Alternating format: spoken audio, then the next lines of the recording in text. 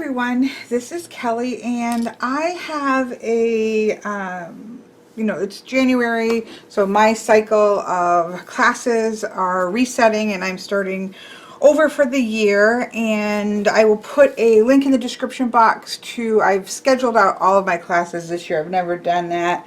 I just kind of, okay, one's done, what's the next one, and put the next one up. And so I've scheduled it all out, so I will put a link to that below.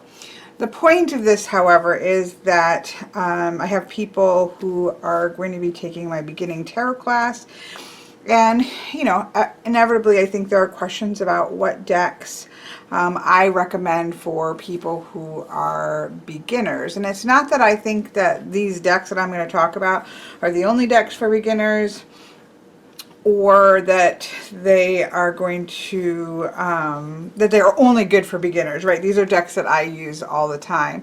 But they're decks in my collection that I've used that I think have something to offer to somebody who is a beginner. But I know this is a question that I get asked a lot as well, so I decided to just put this up here versus having it as an unlisted for the class itself, because people ask a lot, like, what I consider to be good beginner decks and that kind of thing. That's a conversation that comes up, and I feel like I have one of these, but I went to search for it to link to it, and I couldn't find it, number one. And number two, I have other decks, and every time that I were to go to my collection and pull some decks out for examples, it could be slightly different because just what catches my attention that day. So I figure, let's do an updated one. So now I am a big believer, so let me go here first. Let's slide this stuff out of the way. I am a big believer in pip decks. If you followed my channel, you know that I am a fan of pip style reading.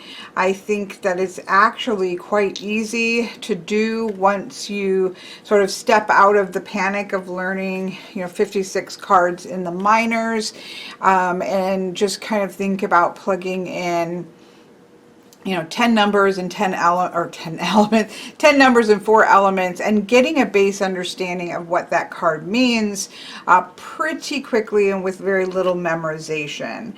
And so I think that as a memory tool of just using your memory to feel like you're getting those understanding of what those cards are down, it's very helpful. I think that in terms as a reader, it's very freeing for me personally, and for other people. Some people, no. And pips are not for everyone, just like strict Rider-Waite Smith is not for everyone. And so everybody has different things that they're looking for in tarot.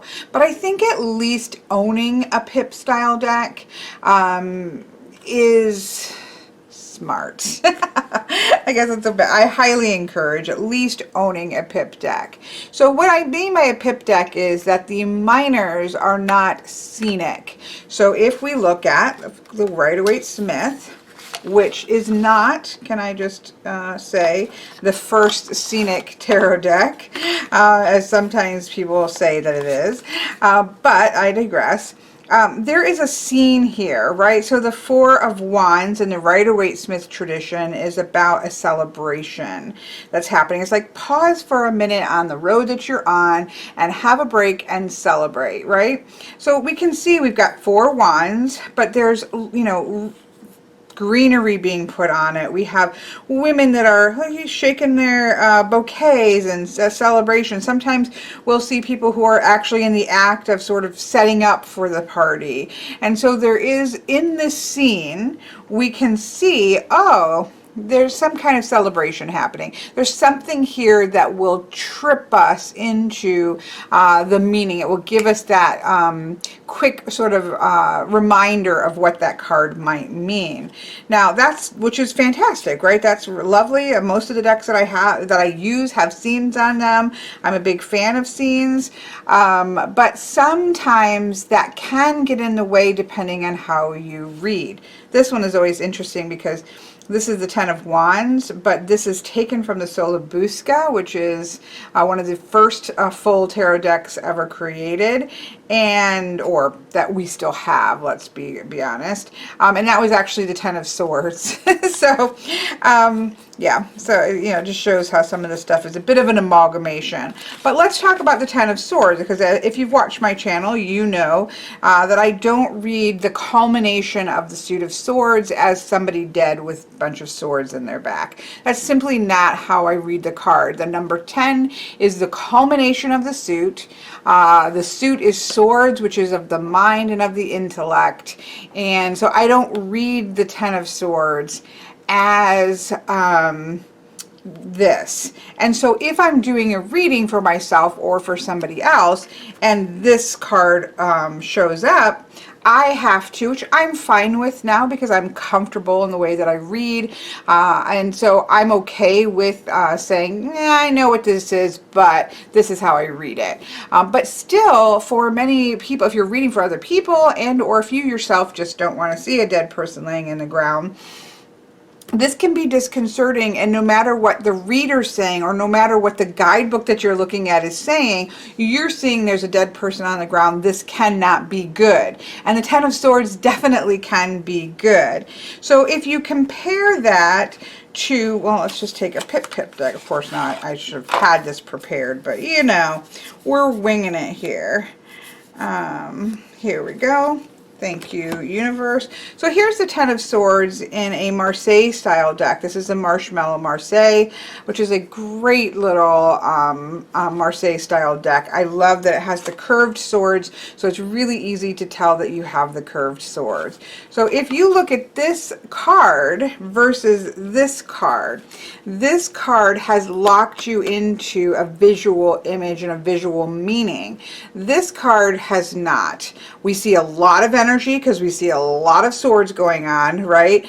But that's about it. We see a lot, but especially if we don't read maybe the Marseille, and there's things you can read here, but for sake of comparison, there's nothing here that locks you into a particular meaning. Now that can be kind of unsettling for some people if you're like, well, I can't look at that and figure out what that means. Well, it's not too difficult.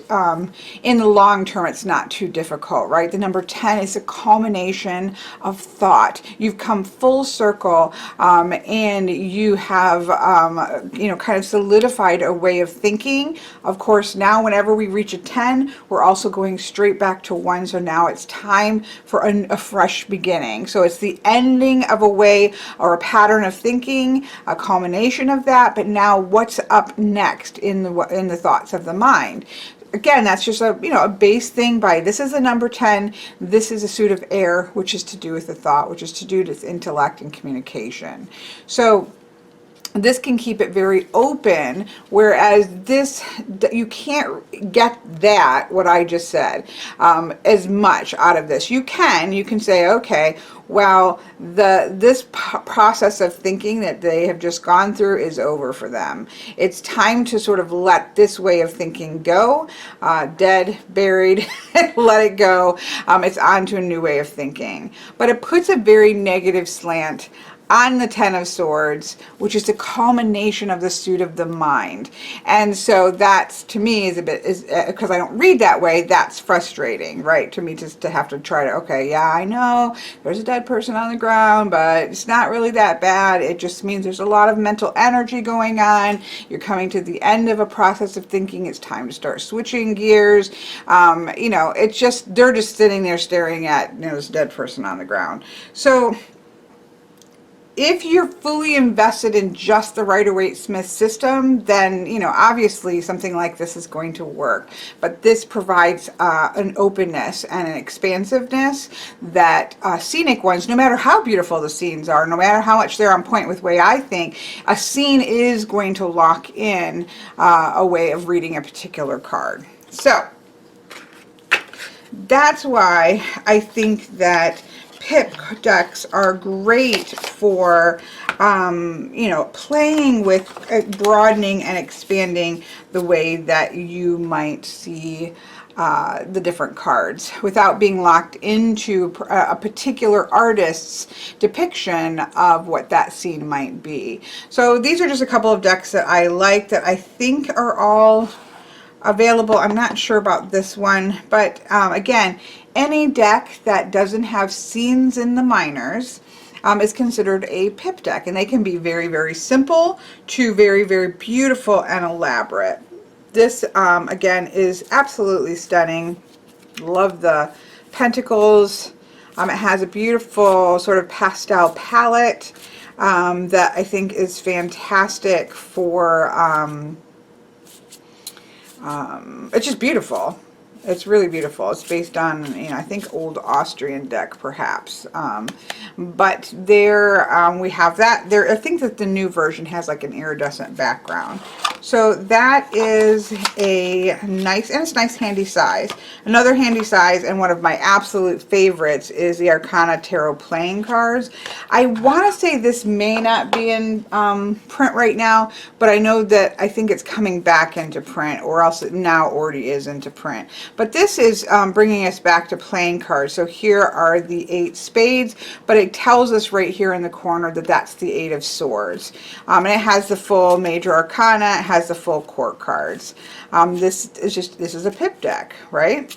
There aren't any scenes there. We just know that the number 5 is a disruptive number, and the hearts or the cups are to do with water and emotions and feelings and our intuitive power.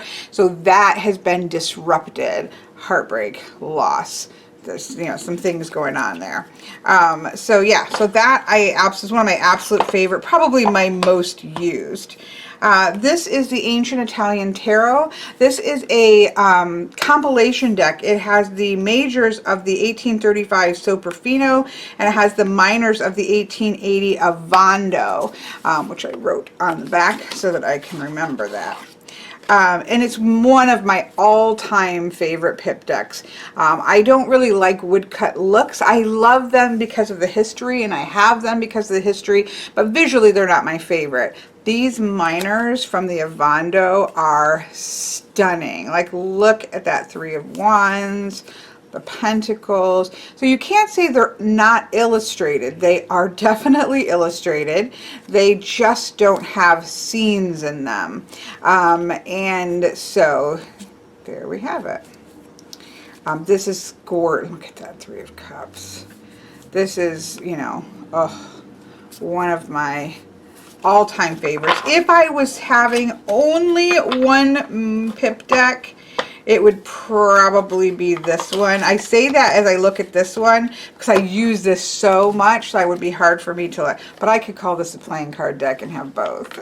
I'm never intending to have one of anything, so I guess it's a rhetorical question.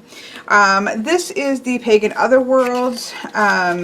This is a really good in-between deck, right? And I was disappointed at first when this came out because of what I'm going to talk about right now, but it actually, I think it ended up being a really great deck for me as a reader. And I think for people either new to tarot or new to wanting to work with pip decks, is that we have gorgeous cards. We have a no people in the minor or in the number cards, but we do have hints at the Rider-Waite-Smith meaning. So here we do have 8 cups, but we can see the moon and the cliffs and that going off on a journey that you do see in the Rider-Waite-Smith. Or I love the growth here that's going on in the 8 of Pentacles. I love, or really mastery, not so much the growth, I'm just looking at the tree. We have the 10 of Pentacles, and we can see an estate here, and we actually see a couple of dogs here that are going to perpetuate more dogs on into the future. We have rolling hills, and so we have sort of that feeling there. We also have naked babies. The Two of Wands is the actual scene from the Two of Wands, you know, just minus the person sitting there. We're creating that pathway. The Four of Swords, we have 3 swords and 1 sword is resting.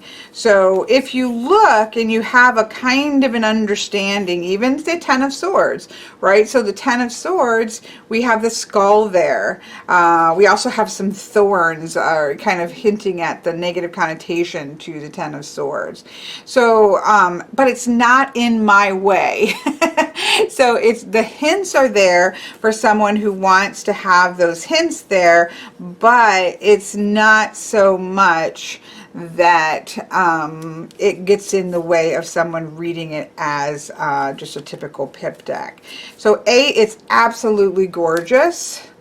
B, it's great as a reader for people who don't often always respond to pip style decks, or would like to see something more scenic there. It has that little bit of scene so they can hone into what they know about tarot, but it also keeps the things open to the way that I read tarot. So this is a really great deck, and if I'm looking at professional reading and I only could have one deck, it would probably lean towards this one. Again, I don't plan on just having one deck. I wanted to also mention, so these, I think you have to get on individual websites, all of these, so I probably am not picking the best. This you can get on Amazon, and this is another great example of one you can get on Amazon.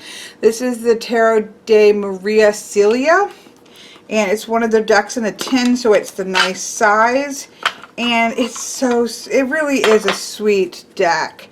Now, these do have French names on them, but the major arcana are pretty easy, not to mention you can pretty easily see the names.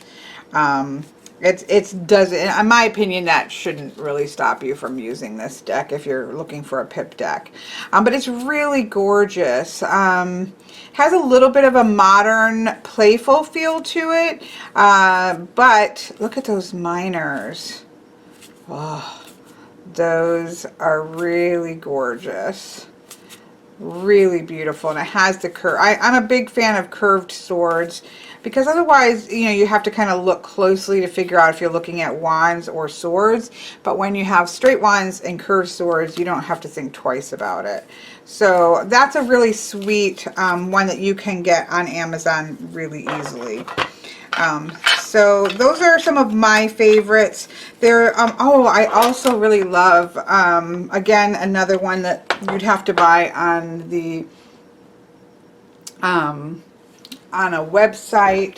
But there are many Los Scarabeo has a lot of historical pip style decks that you can purchase on Amazon, but these are just some beautiful ones. This is the Seventh Sphere by Labyrinthos, and this is probably the most expensive. I don't know, this one maybe, but this is pretty, not cheap, but it is gorgeous, and it is plastic.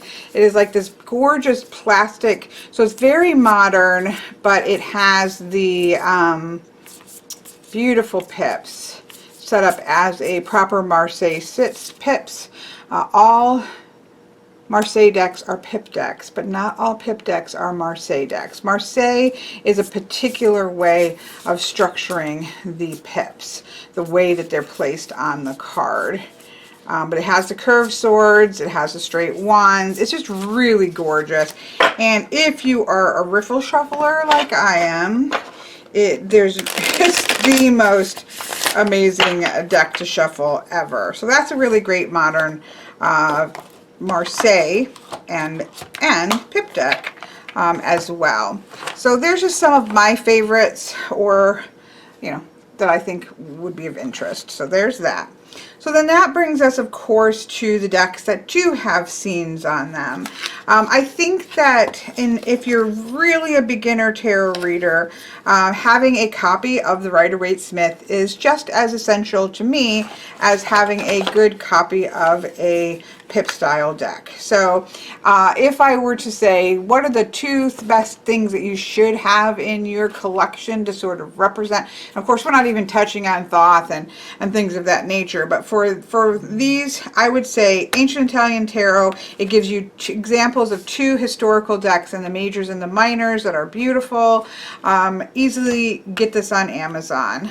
The Borderless edition of the Smith-Waite Tarot, this is a Centennial, based off the Centennial edition, is my favorite. There are lots of Rider-Waite Smith renditions, right? There are lots of them. Some of them, for me, are super gaudy in terms of the colors, or just almost obnoxious, especially in the yellow tones. I'm not a huge fan. This isn't a deck that I use. I'm not a huge fan of the art. I think she's a great artist. I think she's a great illustrator, but it's not my favorite deck. Some people are Rider-Waite Smith people. That's great. I always keep one for just for, well, for classes, but also I feel like you should have a copy of the Rider-Waite Smith, and this is my favorite. This is again, if it says Centennial on it, it has this beautiful texture. It has this beautiful tone. This, I think, is actually a really beautiful deck and a very beautiful version of the Rider-Waite Smith. And then this particular one is the Borderless edition, so it just has, if it covers all the pluses for me. So this is there's an AGM, which I think you can't get, which is why I don't show it. There's an AGM English version of the Rider-Waite Smith that was briefly put onto the market and then taken off the market, but that would be my second favorite, but you can't get that, or you can't get that easily. This you can. So those 2 right there, I feel like everybody who is a tarot enthusiast or somebody who is learning tarot should probably have some variation of this, some version of Rider-Waite Smith, some version of maybe a beautiful historical representative pip deck to really sink into the energy of where things came from. All of these decks that we have now, came from some version of these, and some amalgamation sometimes of these. Of the history that we have, and then what happened when Rider-Waite Smith came out and really popularized things in English-speaking world. And so, yeah, so I think these are just kind of no-brainers if you're heading down the path to tarot.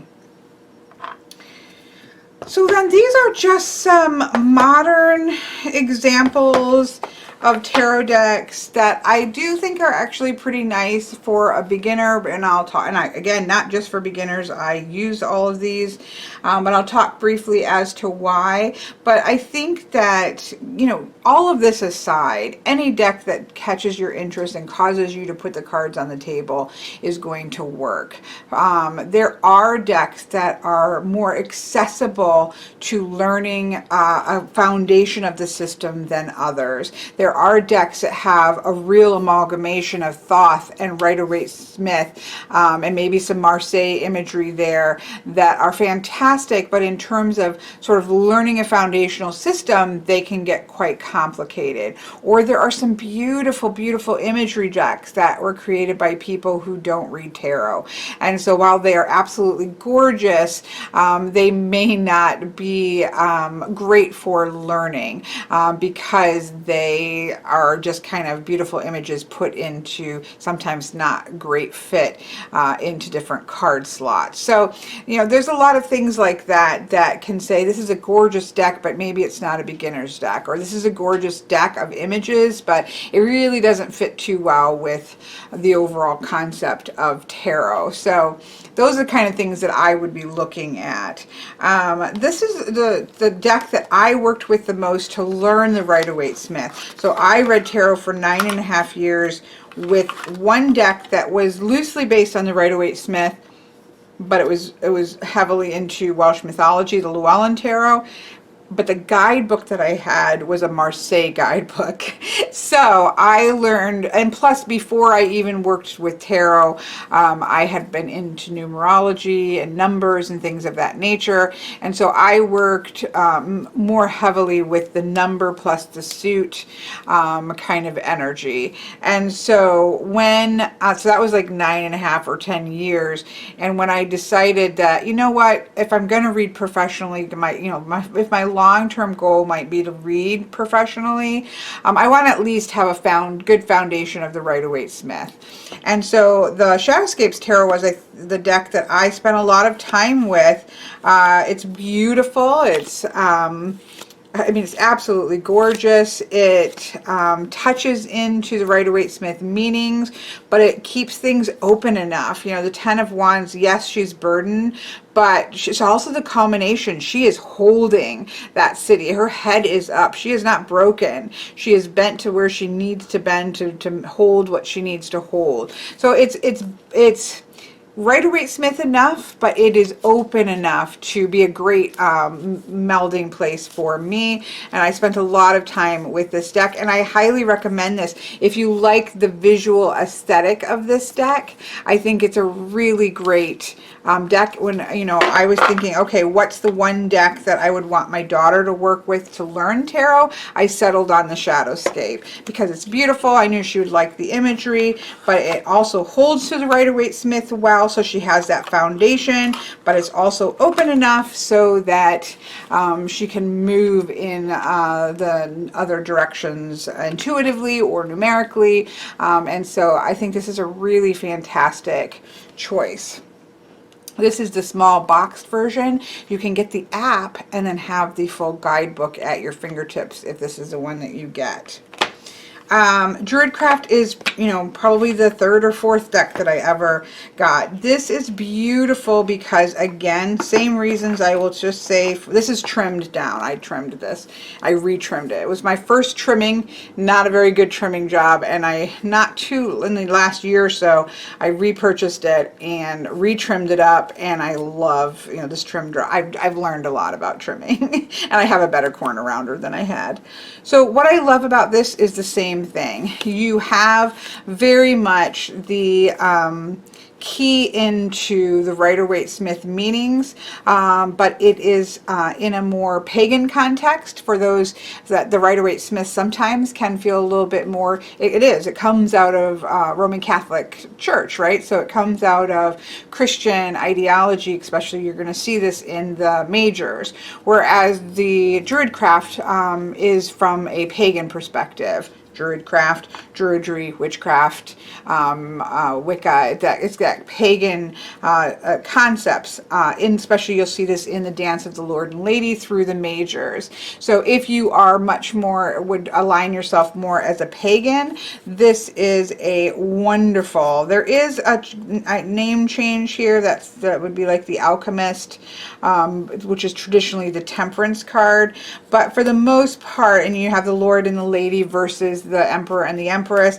but it is very accessible as a Rider-Waite-Smith deck from a pagan perspective, and the guidebook is really fantastic. There is a bigger set that has a bigger guidebook. This is a smaller set that has a smaller guidebook, but again, you can get the app for like $3 on your phone and have the full guidebook. So think, you know, kind of keep that in mind. So I have done tons and tons of readings with this. You can see that celebration here with the Four of Wands that we were looking at earlier. The devil is Cernunnos instead of the devil, but again, I still find this to be a very, very excellent main deck for somebody who wants to, you know, stay those touchstones into Rider-Waite-Smith, but from a pagan perspective. And it's just great it's a great deck, period. It's a great workhorse deck. So I highly recommend that. Spirit Within, I'm just not doing this in any order. I guess I'm just going down the list. This is by my friend Stephen Bright. This is a great first deck. I feel like it is very modern because some people do want more modern. I tend to lean more towards this style of decks and less modern decks, but this does have a great modern feel for those, and it's very much in line with the Rider-Waite-Smith. There are some shifts. I have walkthroughs, I think, of all these decks. But it's a great, you know, the pentacles are green. I think the major arcanas all have a more purple tone. The cups have a blue tone. The wands have an orangey red tone. So you can really see the visual elements. There are some absolutely stunning major cards in this deck, but it is definitely more modern. It's clean. But I still love, let me see if I can find it. While it is definitely Rider-Waite Smith, Seven of Swords, very Rider-Waite Smith, because it's so silhouette, it's easy to work with outside of that system. So for example, the Nine of Swords, she's got a lot going on in her head, right? She's not necessarily having a nightmare here, but she's definitely overwhelmed. And I think everybody would be overwhelmed with the Nine of Swords energy, but it doesn't have that traditional like nightmare, because for me, the Nine of Swords is a lot of mental energy that's bouncing around. It could be your plans and things you want to do, or it could be, you know, fears that are exaggerated. And this really keeps it open. Let me see if I can find, I loved his, love that Hermit, love that Fool. Three of Swords, yes, you do have that stabbed in the heart, but you also have a lot of light here moving. So I think you can get at, so the three is growth, the swords are the growth of the mind. Does that come from hurtful, painful experiences? Yes. But does it also come from good experiences? Yes. And this keeps it open to both of those things. And that's what I love in a modern deck, is that, you know, okay, have that touchstones, love that Hangman, have the touchstones to the Rider-Waite Smith, but leave it a little bit open, because not everybody interprets. So look at this Ten of Swords. Yes, we have the 10 swords in the back, nod to the Rider-Waite Smith, and for the people who read that way, but look at that posture. Been through a lot of progresses through the state of the mind throughout the whole suit of the swords, but he's about to straighten up and drop those swords out and start fresh. Love that. Absolutely love that. So I think this is a fantastic beginner deck for someone who wants a more modern aesthetic. That this is amazing for that. And again, not saying this is a beginner's deck, so it's only good for people who are beginners, but I think it's good for beginners. Crowe Tarot. I'm in love with this deck. This is very much a nod to, it is the Rider-Waite, it's not a nod. This is a Rider-Waite Smith deck, but because it is just crows, not just because I love crows, it leaves it feeling very Pip-like. And so you can see, oh, sadness of the Five of Cups. You can see the Devil here. You can see the happily ever after of the Ten of Cups. But because of the crows, for whatever reason, it leaves it feeling much more like a Pip deck with a heavy nod to the Rider-Waite Smith. And so if you don't particularly like people, because there are people who don't like having people in their decks, I think this is a fantastic deck that doesn't have people in it, still gives you the information that you want to touchstone into the Rider-Waite Smith. But say for this example, I don't see the Four of Pentacles as greediness, but a time to hold your energy. The Four is stability. The Pentacles are resources. It's not a time to expend your resources.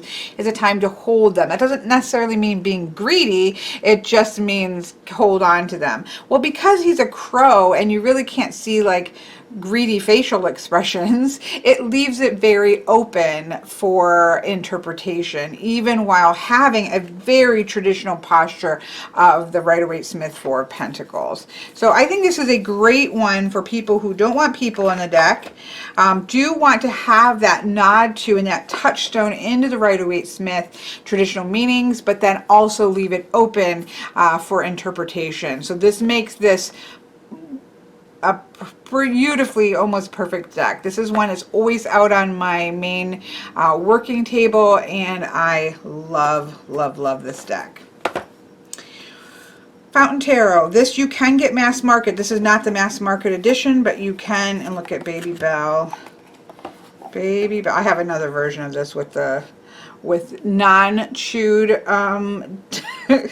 a non-chewed thing, but this was little Baby Isabel's teeth. She was wicked, but I keep it because it makes me happy. Anyways, I believe this is one of the best modern Rider-Waite-Smith decks out there. I didn't bring out the Darkness of Light. That's a big favorite of mine as well. This, to me, again, you can see the imagery of Rider-Waite-Smith so wow. That's my second least favorite card, but mostly I love every single card. So it has a modern feel to it. There are, you know, children in modern dresses. Love this version. You have suits, you know, there are men in suits. It's just beautiful. But something about the style of the art, there's that four of coins. This doesn't say greediness to me. This just says keep your money in your tent right now. Don't be spending it, right? So again, it has that sense of very much tapped into the Rider-Waite-Smith least favorite card in the deck. I don't like naked babies in sun cards, and I just felt like that's a little bit of an awkward one, but there's always something in every deck, and that is stunning Hermit card.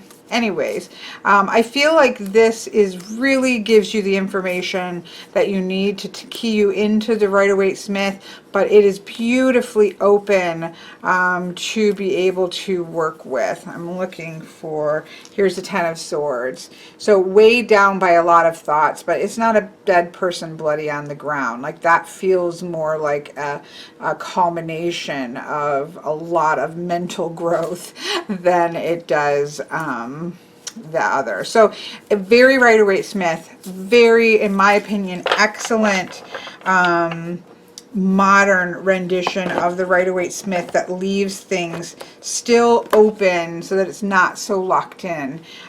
So that is a beautiful, beautiful rendition.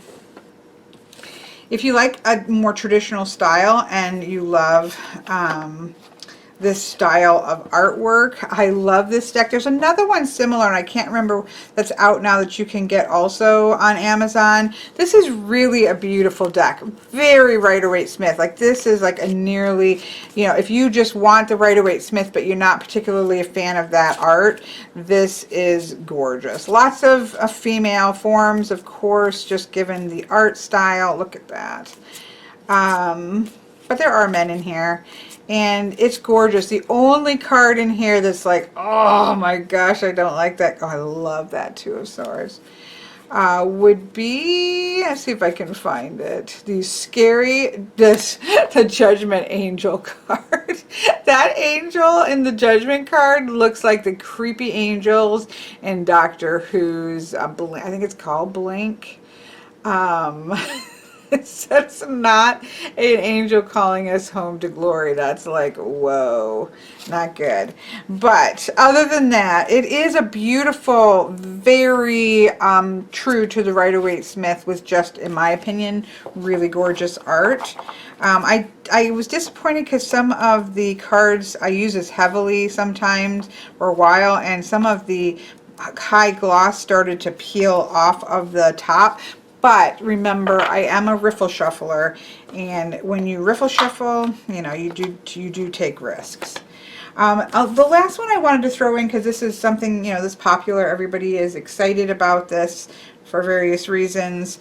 This is the mass market version of the Light Seer Tarot, and I actually think this is a great beginner deck, because again, if you're looking for a more modern deck, this is definitely modern. It's definitely diverse, which you're not going to get in many decks. Now, Spirit Within is nice because it's all silhouettes, so you don't really have that issue.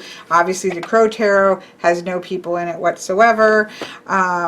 So these are Fae creatures, so they are like pure white, like Fae energy. Versus any particular race. But this is the most modern, diverse deck that I feel like it would make a really good first deck. You can certainly see the Rider-Waite-Smith influence, no question, but it does have, I love that. It does have, you know, a modern flair to it, and it does have, it is open to some other interpretations, like the Death card here and Rebirth. So it's really a beautiful, now it's all upside down. I do think this is a great beginner deck. Again, modern for people who with modern sensibilities, racially diverse, you know, mostly skinny, beautiful, but racially more diverse. And so I think this is actually a really great beginner deck that's easily accessible or easy to get. Although I think right now there are sometimes some issues with cuttings, but if you get a deck that is cut, like mine isn't cut perfectly, they are reprinting it and they are taking care of it if you end up with one of the decks that aren't cut right. So I feel like, okay, it's a problem, but Hay House is addressing it, and so it can get straightened out. But that's great if you're younger. I mean, I use it and I'm not younger. But I'm just looking for a more modern thing that would work well to get your base meanings as well. So those are just some examples. I'm sure I will, you know, some people say, well, what about XYZ? I know you have that. I'll be like, oh yeah, that's fantastic. I'm just quickly grabbing off the shelf things that I think will be good decks and why I think that those are good decks. So I hope that this helps and is of interest in some way. Of course, all you need to read tarot is a single tarot deck that has you putting cards on the table. And if you are inspired by that deck, no matter what that deck is, you are going to find your way through working with it and learning what you need to learn and finding your way towards that. That's all you need. And so, you know, you don't have to go out and purchase something special. If you've got a deck that you love and that has you putting the cards on the table, you will figure out your path towards tarot. But these are just for some people who are trying to figure that out. These are just some examples from my collection that I feel might be helpful. So have an absolutely wonderful rest of your day.